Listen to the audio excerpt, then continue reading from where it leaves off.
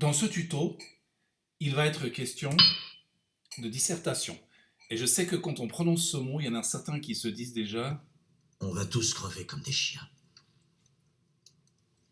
Mais ensemble, c'est déjà ça.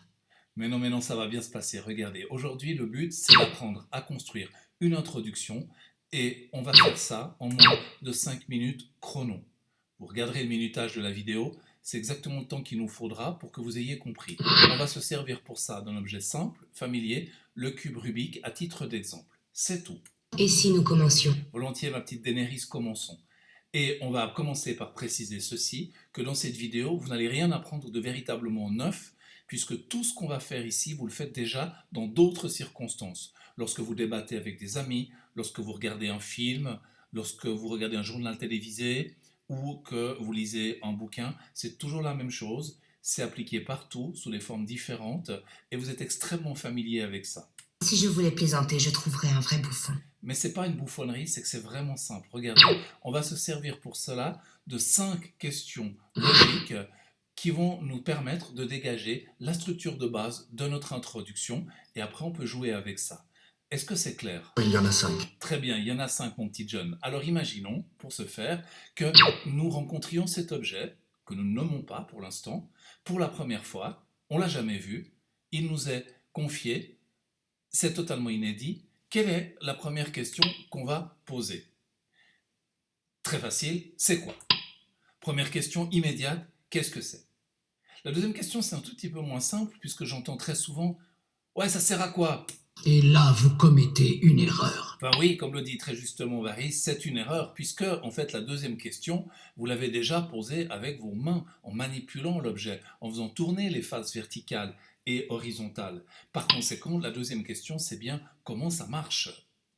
La troisième question, elle, par contre, va se poser la question du but. Qu'est-ce qu'il faut faire avec ça? Qu'est-ce que l'inventeur du cube Rubik voulait qu'on fasse avec cet objet? Ici, c'est parfaitement clair. Il s'agit de rétablir la couleur de chacune des faces de façon monochrome. C'est tout.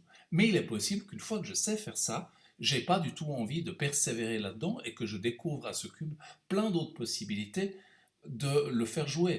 Et à ce moment-là, ça devient la possibilité de faire des croix, de faire des damiers, d'établir des couleurs dans les coins, etc. Et la question, la quatrième, qui en est issue, c'est qu'est-ce que moi je vais en faire? D'accord? Je ne suis pas obligé de vouloir faire des faces monochromes. Je peux faire d'autres choses, il y a d'autres possibilités. Et finalement, la dernière question, c'est pour réaliser ces possibilités, que ce soit un damier, une croix ou même une face de même couleur, il y a une démarche, il y a une procédure. Comment est-ce que je vais obtenir ce résultat? Par où est-ce que je passe? Voilà, c'est mes 5 questions de base. On va les résumer. Les voilà. Qu'est-ce que c'est? Comment ça marche? Quel est le but? Que vais-je en faire? Et comment procéder? Et si vous vous servez de ces 5 questions logiques, vous pouvez les retrouver en faisant usage de bon sens. C'est vraiment de la vie quotidienne. Eh bien, vous retrouvez une structure d'introduction qui fonctionne très bien.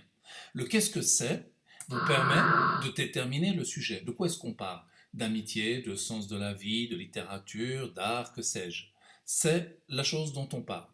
Le comment ça marche vous permet de poser le problème. C'est quoi là-dedans qui est en tension? Quelle est la nature du débat? Le troisième point, quel est le but, nous permet de déterminer la thèse de l'auteur. Lui est l'auteur de la phrase. Dans ce problème, il a pris une position.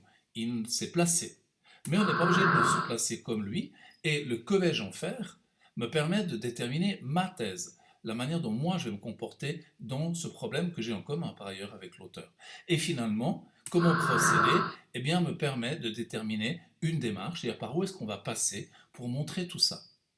Quand vous avez ça, rien besoin de plus. Un sujet, une problématique, une thèse de l'auteur à laquelle je réponds avec la mienne, et une démarche, c'est tout. Il n'y a rien de plus à expliquer, il me semble que c'est clair. C'est le cas? Oui. C'est peut-être suffisant.